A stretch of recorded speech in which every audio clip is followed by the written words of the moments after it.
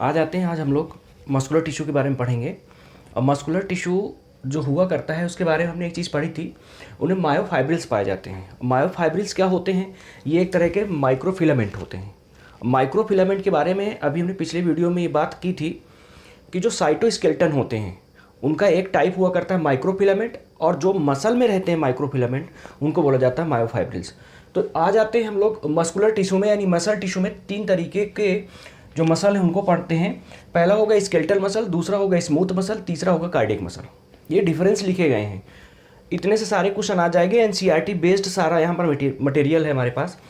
तो सबसे पहले याद करने के तरीक़ों को समझते हैं, कैसे हमें याद रखना होगा।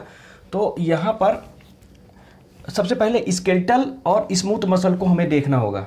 जो हमारा कॉलम है वो याद रखने के लिए होगा पहली बार कि हमने स्केलेटल मसल को पहले लिखा है, फिर स्मूथ मसल, इसके बाद कार्डियक मसल लिखा है। एक तो ये बात पता होनी चाहिए। दूसरी, यहाँ पर जो स्ट्रिएटेड मसल है ये क्या हो जाएगी? Non striated. जो वॉलेंट्री है ये इनवॉलेंट्री हो जाएगी। ये मेनी न्यूक्लियस की होगी, यानी सिंसाइटियम बोलते हैं इसको, ये यूनिन्यूक्लिएट की हो जाएगी। कहने का मतलब है कि अगर स्केलेटल मसल और स्मूथ मसल की बात करते हैं तो स्केलेटल मसल हर चीज़ के लिए क्या बोलती है? यस। मतलब ये स्ट्रेटेड तो ये बोलती नॉन स्ट्रेटेड, ये बोलती वॉलेंट्री, बोलता है इनवॉलेंट्री, ये बोलता है मोर न्यूक्लियस, नहीं कहते एक न्यूक्लियस। मतलब ये 3 जो मटेरियल हैं इनको आपको याद रखना पड़ेगा। पहली बात इस तरह से, बाकी को भी हम याद कराते हैं।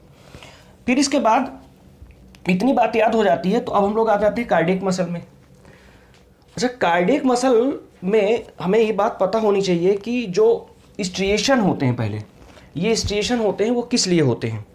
तो ये जो यहाँ पर ये स्ट्रिएशन दिखाए गए हैं, अगर आप लोग हेयर बैंड वगैरह देखते हो, यानी रबड़ के ऊपर जैसे कपड़े लगे होते हैं, तो वहाँ पर क्या होता है देखोगे, थोड़ा सा जो कपड़ा होगा वो आपस में क्या होंगे, एक सिल्वर टाइप की उसमें होगी, वो एक्चुअली वही स्ट्रिएशन है। इसका मतलब है जब वो फैलेगा तो वो पूरा स्पेस कवर कर लेगा, लेकिन जब वो फिर से आएगा वापस तो क्या करेगा, वो सिलवटें दिखने लगेंगी। तो ये स्ट्रिएशन है, यानी कि जो मसल्स जिनमें स्ट्रिएशन पाए जाते हैं वो क्या करती है, कंट्रैक्ट करने का काम करती हैं। ये स्ट्रिएशन बनते कैसे हैं? लाइट और डार्क बैंड से। अब लाइट डार्क बैंड जो हमने पढ़ा था कि आई बैंड और ए बैंड हुआ करते हैं, इसका मतलब ये जो स्ट्रिएशंस में जो ये हमने ब्लू उसमें से खींचा है हमने, इसको क्या बोलेंगे हम लोग? ये डार्क बैंड है जो हमें दिख रहा है, और बीच में क्या है, लाइट बैंड है जो हमें दिख नहीं रहा।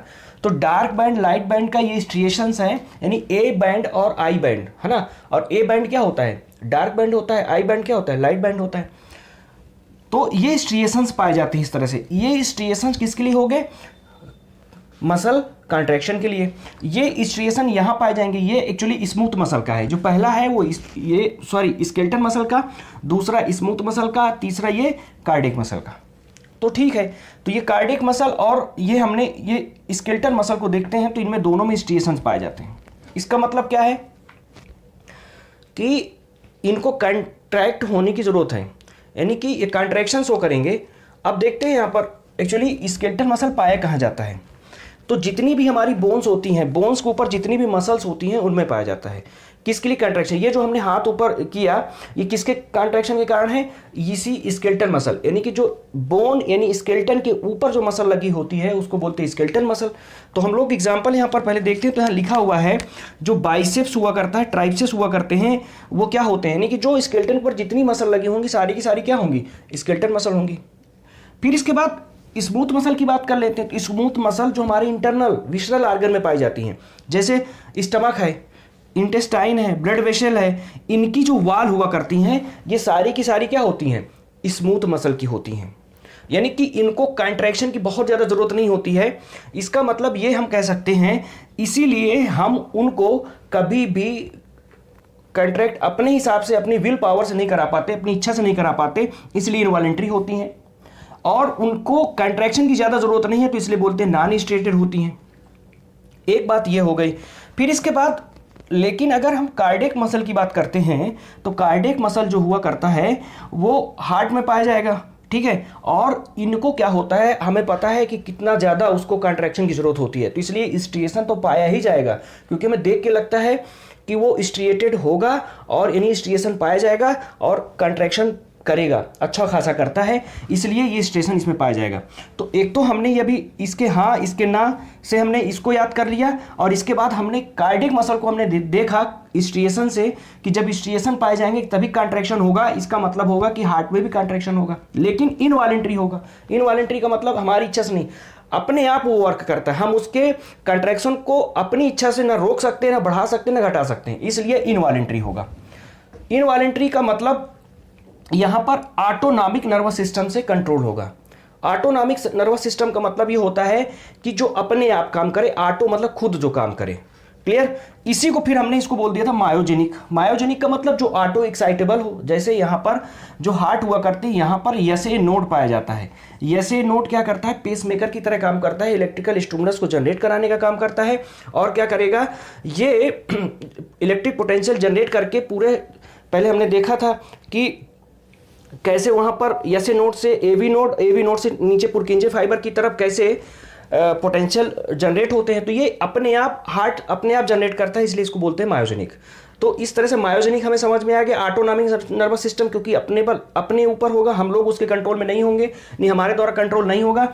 फिर इसी तरह से ये जो एएनएस यानी ऑटोनॉमिक नर्वस सिस्टम से स्मूथ मसल भी होंगी, क्योंकि हम अपने हिसाब से कभी स्टमक की वाल, इंटेस्टाइन की वाल या किसी भी विसरल आर्गन, एयरवेज का मतलब होता है ट्रैकिया, विंड पाइप जो होता है, उनके कंट्रैक्शन को हम लोग अपने हिसाब से नहीं करा पा सकते, इसका मतलब वो हमारे अनुसार नहीं होगा, तो इसको बोलेंगे अपने आप वो काम करेगा, ऑटोनॉमिक नर्वस सिस्टम होगा। लेकिन ये जो वॉलेंट्री है यानी कि हमारी इच्छा से काम करने वाला होगा, वो ये क्या होगा, सिंपैथेटिक नर्वस सिस्टम होगा। सिंपैथेटिक नर्वस सिस्टम का मतलब ये होता है जो हमारी इच्छा से काम करे, सिंपैथेटिक, ठीक है ना। एक्चुअली सॉरी, ये सोमैटिक नर्वस सिस्टम, ये क्या बोलेंगे इसको, सोमैटिक नर्वस सिस्टम। ये सोमैटिक, सोमा का मतलब बॉडी, यानी कि जो बॉडी में जितना भी नर्वस सिस्टम है जो हमारे हिसाब से काम करने वाला है, इसलिए बोलते हैं सोमैटिक नर्वस सिस्टम। यानी कि बॉडी का जो मूवमेंट होता है, यानी सोमा मतलब बॉडी का जो मूवमेंट होता है वो किसके कारण होता है, स्केलेटल मसल के कारण। हम घूम रहे हैं, हम बात कर रहे हैं, बोल रहे हैं, चल रहे हैं, तो इसका मतलब क्या हो गया, वो बॉडी को हम मूव कराते हैं, तो इसलिए बोलते हैं सोमैटिक नर्वस सिस्टम। इसीलिए इसको बोलते हैं सोमैटिक मसल, इसीलिए स्केलेटल मसल का दूसरा नाम होता है सोमैटिक मसल। फिर इसके बाद आ जाते हैं यहां पर, जब हमने इतनी बातों को याद कर लिया कि अब ये न्यूरोजेनिक होगा। न्यूरोजेनिक का मतलब नर्वस सिस्टम से कंट्रोल होगा। नर्वस सिस्टम क्या हो गया, सीएनएस से मान लो, सीएनएस का मतलब ब्रेन स्पाइनल कार्ड। हमने सोचा ये हमारा हाथ ऊपर जा रहा है, तो इसका मतलब क्या हो गया, ये सेंट्रल नर्वस सिस्टम यानी ब्रेन से, ये स्पाइनल कार्ड से कंट्रोल्ड होगा, तो इसका मतलब न्यूरोजेनिक होगा, नर्वस सिस्टम से होगा। ये दोनों हो सकता है, न्यूरोजेनिक मायोजेनिक दोनों हो सकता है, लेकिन इसकी बात करते हैं तो कंप्लीटली मायोजेनिक होता है। हमारे नर्वस सिस्टम से इसका कोई कंट्रोल नहीं होता, इसीलिए कभी भी हम हार्ट को अगर बाहर रख देते हैं और उसकी सप्लाई बस मेंटेन रखते हैं, तो वो लगातार अपने रिदम को मेंटेन रखता है कुछ देर तक, तो इसका मतलब होता है कि मायोजेनिक है, ऑटो एक्साइटेबल इसको बोल देते हैं। अब आ जाते हैं, हमने एग्जांपल देख लिया जो स्केलेटन के ऊपर जितनी भी होगी। और एक बात यहाँ पर टेंडन के बारे में लिखी गई है। टेंडन का एक्चुअली मतलब ये होता है कि जो मसल्स हुआ करती है उसको बोन से जोड़ने वाला होता है, वो टेंडन होता है, ठीक है ना। तो इसलिए लिखा गया है अटैचमेंट विद बोन। ये जो मसल होती है अटैच होती है किसके साथ, बोन के साथ, किसकी मदद से, टेंडन की मदद से। अब इसके बाद हमने पढ़ लिया, ये हमने देख लिया जितने भी विसरल आर्गन होते हैं वहां पर स्मूथ मसल होगी। फिर इसके बाद अगर हम लोग बात करते हैं, अब दो चीजें हैं, हमने डिफरेंस सारे क्लियर कर लिए। अब दो चीजें हैं जो हमें याद रखना है। पहली बात न्यूरोमस्कुलर जंक्शन, ये न्यूरोमस्कुलर जंक्शन जो केवल और केवल कहाँ पाया जाएगा, स्केलेटल मसल में और सोमैटिक मसल में। अब क्यों पाया जाएगा इसको समझ लेते हैं। न्यूरोमस्कुलर जंक्शन होता क्या है, जैसे हमारा ये आर्गन है या मसल है यहाँ पर, यानी कि हमारे हाथ में कोई है और कोई मॉस्किटो बाइट करता है, इसका मतलब क्या करेगा, अब मॉस्किटो बाइट का सेंसरी नर्व के द्वारा हमारे ब्रेन या सीनस को जाएगा, तो ये सेंसरी के द्वारा यहाँ पर गया, सेंसरी के द्वारा कहाँ गया, सीएनएस पे गया। अब फिर क्या करेगा, सीएनएस ने वापस मोटर के द्वारा इसने क्या करा, भेजा कि वहां से तुम्हें हाथ हटाना पड़ेगा, समझ में। तो ये सेंस गया और उसके वर्क कराने के लिए मोटर नर्व ने यहाँ पर मसल्स के पास भेजा सिग्नल। तो ये जो सिग्नल भेजने वाला पोजीशन है इसको बोलते हैं हमारा क्या, न्यूरोमस्कुलर जंक्शन। तो न्यूरो यानी नर्वस सिस्टम और मसल के बीच का जो जंक्शन होगा जो एसिटाइल कोलिन के द्वारा आगे ट्रांसफर होगा, तो इसको बोल देते हैं हम लोग न्यूरोमस्कुलर जंक्शन।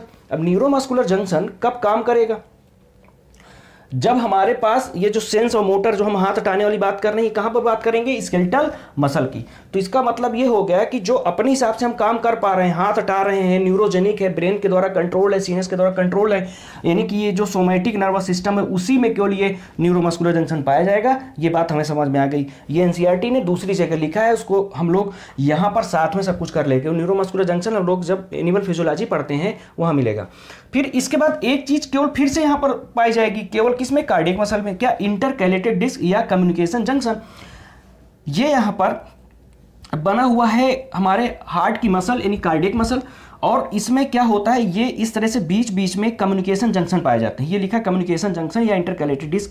अगर किसी, क्या होता है, कोई स्टिमुलस हमारे हार्ट को मिलता है और वो क्या करता है, वो दूसरे सेल्स को पहुंचाने के लिए एक कम्युनिकेशन जंक्शन बनाए रहता है, जिसकी वजह से पूरा हार्ट एक बार में कॉन्ट्रैक्ट करे, उसके लिए इन कम्युनिकेशन जंक्शन या इंटरकैलेटेड डिस्क होती हैं। तो ये लिखा है stimulate the neighbours for the contraction, यानी बगल वालों को भी साथ में कंट्रैक्ट करने के लिए जल्दी से भेजता है, क्योंकि हार्ट का कंट्रैक्शन एक साथ होना चाहिए। तो इसलिए इंटरकैलेटेड डिस्क या कम्युनिकेशन जंक्शन पाए जाते हैं जो कम्युनिकेट करते हैं पूरे सिस्टम को। और इस तरह से ये न्यूक्लियस एक सिंगल न्यूक्लियस दिखाया गया है। अब थोड़ा सा मेन डिफरेंस क्लियर करते हैं यहाँ सबसे। ये यहाँ पर पैरेलल अरेंजमेंट होगा, ये फ्यूजिफार्म होगा, और हम ये बोल सकते हैं फ्यूजिफार्म, और इसको बोल देते हैं कि टैपरिंग होती है इंड पे। तो ये हमने लिखा हुआ है कि ये फ्यूजिफार्म होंगे और टैपरिंग कहाँ होंगे, इंड पे टैपर होंगे। तो ये अलग से, और न्यूक्लियस हमने देखा है कि एक न्यूक्लियस है, दोनों यूनिन्यूक्लियेट कंडीशन शो कर रहे हैं। फिर इसके बाद अगर हम लोग बात करते हैं इसके और इसके एक अलग से डिफरेंस की, तो पैरेलल तो अरेंजमेंट होगा लेकिन ब्रांचिंग के साथ होगा यहाँ पर। तो ये ब्रांचिंग इसका करेक्टर है, तो ये ब्रांचिंग ध्यान रखना है किसका, कार्डियक मसल का। जबकि अगर हम लोग बात करते हैं किसकी, ये स्केलेटल मसल की बात करते हैं, तो स्केलेटल मसल में हम लोग देखेंगे ये पैरेलल कंडीशन पे रहेगा। तो ये हमने इतना देखने के बाद अब लास्ट में एक चीज़ लास्ट हमें याद रखनी है कि जो मायोफाइब्रिल्स होते हैं, सार्कोमियर होते हैं, सार्कोप्लाज्मिक रेटिकुलम होते हैं, और सार्कोप्लाज्मिक किसके लिए, कैल्शियम प्रोवाइड करते हैं जब हमारे मायोसिन और एक्टिन आपस में बाइंड करते हैं, है ना। तो ये चीज़ जो हुआ करती हैं ये कहाँ पर होती हैं, स्केलेटल मसल और कार्डियक मसल में। अब स्केलेटल मसल कार्डियक मसल में क्यों होगी, क्योंकि हमने एक बात बताई कि यहाँ पर स्ट्रिएशन पाए जाते हैं, दो जगह स्ट्रिएशन पाए जाते हैं। दो जगह स्ट्रिएशन का मतलब ये होता है, ये स्ट्रिएशन लाइट और डार्क बैंड के कारण होते हैं। लाइट और डार्क बैंड किसके कारण होंगे, ए और आई के कारण, यानी ए बैंड और आई बैंड के कारण। तो इसका मतलब ये हो गया कि जहां पर स्ट्रिएशन होंगे वहीं पर ए आई यानी डार्क और लाइट बैंड होंगे। इसका मतलब क्या हो गया, उन्हीं के बीच में सार्कोमियर बनेगा। सार्कोमियर हमें पता होना चाहिए, मायोफाइब्रिल्स बनेंगे यानी बंडल ऑफ फाइबर बनेंगे, और सार्कोप्लाज्मिक रेटिकुलम का फॉर्मेशन होगा क्योंकि ए और आई बैंड क्योंकि बनेंगे। तो इसका मतलब ये हो गया, दो चीज़ें हमें अलग से याद रखनी पड़ेगी, इसको कहीं ना कहीं जोड़ के हमें पढ़ना पड़ेगा। तो इतना हम लोग को याद रखना है। इसका मतलब जो यहाँ पर एक लाइन है, मायोफाइब्रिल्स जो होते हैं वो जनरली मसल टिश्यू में होते हैं, ठीक है, लेकिन कहाँ नहीं होते हैं तो हम लोग ये बता सकते हैं स्मूथ मसल में। तो स्मूथ मसल में क्या होंगे ये हमें लोग को जरूरत नहीं है ज़्यादा वैसे पढ़ने की। इतना हो गया डिफरेंशिएशन। और एक चीज़ रह गई यहाँ पर सिंसाइटियम की कंडीशन को शो करने का। यहाँ पर मल्टी न्यूक्लिएट कंडीशन होती है, ये मल्टी, इसको बोलते हैं सिंसाइटियम। मोर न्यूक्लियस, ये यूनिन्यूक्लियस, ये यूनिन्यूक्लियस। अच्छा, मोर न्यूक्लियस यहाँ पर क्यों होते हैं, सिंसाइटियम कंडीशन स्केलेटल मसल में क्यों होती है। एक चीज़ बता दें, हमें तेज़ दौड़ना होता है, कितना भी तेज़ दौड़ना हो या हमें कूदना उछलना हो तो उसके लिए बहुत ज़्यादा एनर्जी की ज़रूरत होती है, यानी कि बहुत तेज फंक्शन करने की जरूरत होती है। तो ज़्यादा तेज जो फंक्शन कर सकने की कैपेसिटी होती है वो स्केलेटल मसल के पास होती है। तो इसलिए इसको मल्टी न्यूक्लिएट कंडीशन दे करके, यानी कि सिंसाइटियम की कंडीशन देकर रखा जाता है, बाकी जगह यूनिन्यूक्लिएट होती है। और ये मोस्टली न्यूक्लिएट, कभी कभी मल्टी न्यूक्लिएट हो सकती है, लेकिन हमें मोस्टली यूनिन्यूक्लिएट ध्यान रखना है क्योंकि हार्ट भी थोड़ा सा उसका फंक्शन तेज होता है, ठीक है। तो इस तरह से इतना सफिशियंट है इसको याद करने के लिए, ठीक है। Thank you.